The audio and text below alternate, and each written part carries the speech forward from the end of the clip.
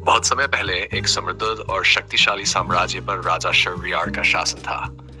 उनके साम्राज्य की शोभा हर ओर फैली हुई थी, लेकिन उनके जीवन में एक ऐसा दिन आया जिसने उनके दिल को क्रोध और नफरत से भर दिया।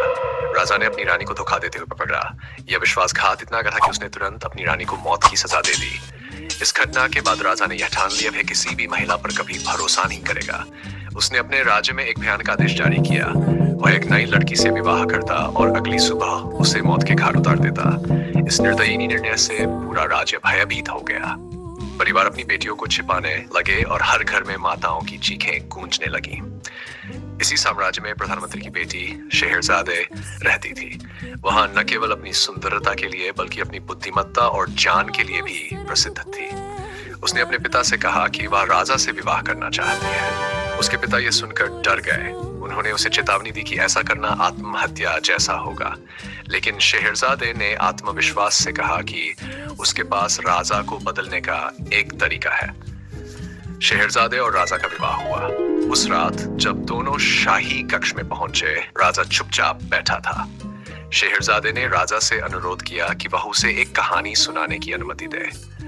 राजा ने उसकी बात मान ली, हालांकि उसे यकीन था कि इससे कुछ फर्क नहीं पड़ेगा।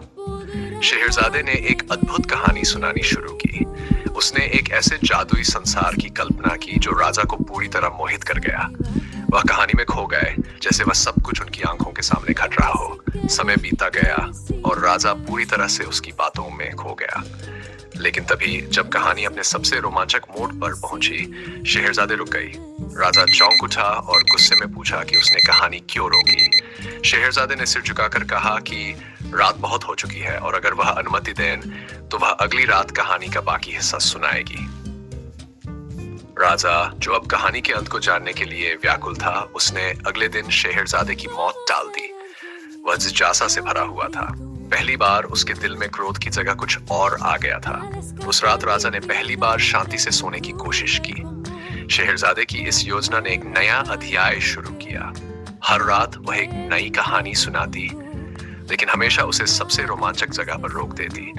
राजा की जिज्ञासा उसे हर सुबह एक और दिन जीने की अनुमति देती रही।